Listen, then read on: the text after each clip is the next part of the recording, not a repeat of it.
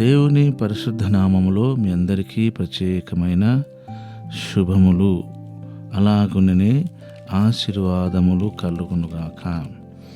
119వ కీర్తన 92వ వాక్య భాగం. నీ ధర్మశాస్త్రము నాకు సంతోషమియ్యని ఎడల నా శ్రమయందు నేను నశించి ఉందును. దేవుని వాక్యము, ధర్మశాస్త్రం అంటే దేవుని మాట మనకు సంతోషాన్ని కలిగిస్తుంది. నిన్నటి రోజున దేవుని మాట మనకు భయాన్ని పుట్టిస్తుంది.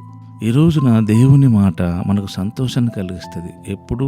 నా శ్రమయందు అని రాబడి నశించిపోకుండా.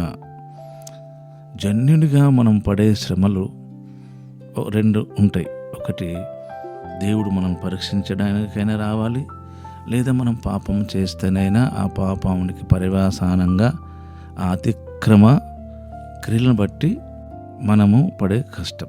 మన అతిక్రమములు మనకు శిక్షా కారణములుగా ఉంటాయి. హెచ్కేలు గ్రంథంలో రాయబడి మీ అతిక్రమములు మీకు శిక్షా కారణములు కాకుండా ఉన్నట్లు అని రాయబడ్డది. దేవుడు కారకుడు కాడనే సంగతి గుర్తించి మన శ్రమలలో మనం పరీక్షించబడేవారమైతే నిశ్చయంగా దేవుడు ఆ శ్రమలలో నీకు సంతోషాన్ని కలిగిస్తాడు, నీకు ఆదరణ కలిగిస్తాడు, నీకు నెమ్మది కలిగిస్తాడు, నీకు ధైర్యాన్ని పుట్టిస్తాడు. కనుక మన ఆత్మీయ జీవితంలో మనకై మనమే దేవుని వైపు చూడాలి. ఈ వాక్యము ద్వారా మనతో మాట్లాడుతున్నప్పుడు కనుక నమ్మదగిన దేవుడు, ఆయన మనల్ని చేయి విడిచే దేవుడు కాదు. నీ ధర్మశాస్త్రము లేదా నీ వాక్యము నాకు సంతోషం ఇయ్యని ఎడల. కనుక దేవుని వాక్యానికి మనల్ని మనం మలుచుకోవాలి. దేవుని వైపు మనమే తిరగాలి. ఆయన సంతోషం ఇస్తాడు మనకి. మనము సంతోషంగా ఉండడానికి దేవుణ్ణి మలుచుకోవద్దు. ఈ విషయాన్ని బాగా జాగ్రత్తగా వినండి. మన ఇష్టాన్ని నెరవేర్చుకోవడానికి దేవుని సన్నిధికి రావడం కాదు. మన ఇష్టాన్ని నెరవేర్చుకోవడానికి దేవుని కష్టపెట్టడం కాదు. నీకు ఇష్టమైతే, నీ చిత్తమైతే, మనకెంతో 100% ఇష్టమే, కానీ దేవుని కంటే ఎక్కువ కాదు కదా అనే భావన మనం కలిగి ఉండాలి. కనుక మన శ్రమయందు మనం నశించిపోకుండా ఉండడానికి దేవుని వాక్యమే ఆధారం. శద్రకు, మేషకు, అబేద్నెగోలు సింహాల బోన్లో పడినను, వాళ్ళు అగ్నిగుండంలో పడినను వారి అగ్ని వారికి ఏ హాని కలిగించలేదు, సింహాలు వారికి ఏ హాని కలిగించలేదు.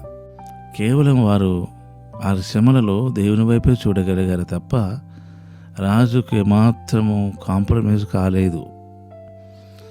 ఒక విషయం గమనించండి, మనం అందరితో కాంప్రమైజ్ అవుతున్నాం, దేవునితో మాత్రం కాంప్రమైజ్ అవ్వట్లేదు. వచ్చిన పెద్ద ముప్పు అది.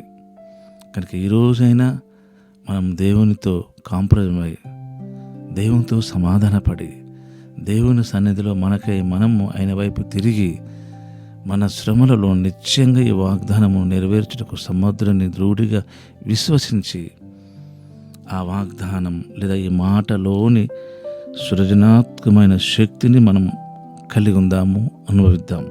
అలాంటి కృప ప్రభు మనందరికీ అనుగ్రహించును గాక.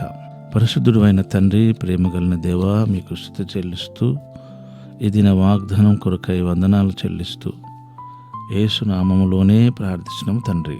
ఆమెన్.